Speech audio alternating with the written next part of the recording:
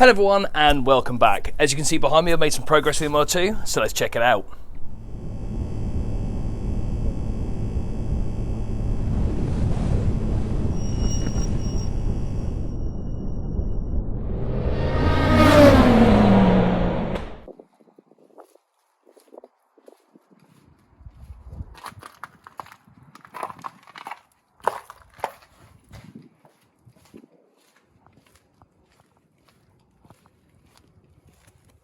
Okay, so we didn't upload a video last week because literally all I did was sand this down. I spent a total of 20 hours over the 3 days just getting rid of the blue. That's all I wanted to do. I just wanted to strip the blue off, strip off their primer. That way I know that any of their mistakes and any of their lack of paint adhesion would be removed, which means that I would be able to get a much better finish with my paint job.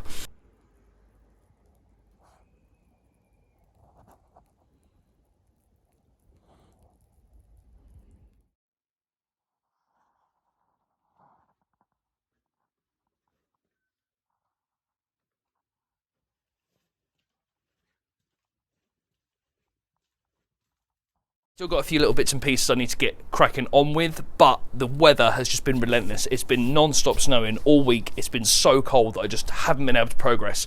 I really wanted this car at the workshop this weekend, but I brought the trailer down to put it on and fail. As you can see, the MR2 is just too wide for my trailer. As it appears, every car is just too wide for my trailer other than the Clio, which I suppose it does its job. I bought that trailer purely for the Clio race car, so I guess that's fine, but it just makes my life an absolute nightmare when I want to take things like this up to the workshop.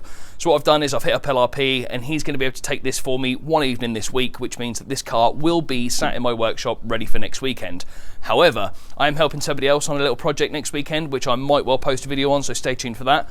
But obviously I can't really go much further than this. I've got a few areas like here where I've uncovered a previous repair and I have gone down to their filler and I've now caused it to be not as smooth and not as correct as what they would have achieved when they originally did the repair. So I'm going to have to refill bits and pieces like this.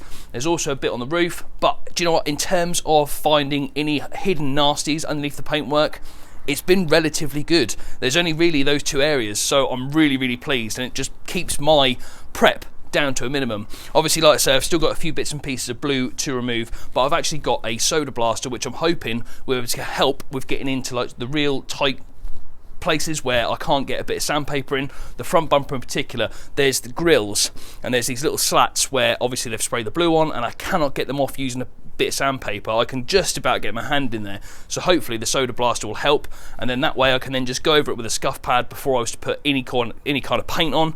Obviously I'm going to be doing this in high build primer and then completely block sanding the car to make sure that everything is completely smooth and that all the issues have been smoothed out, filled up, and then I can actually start putting some colour down.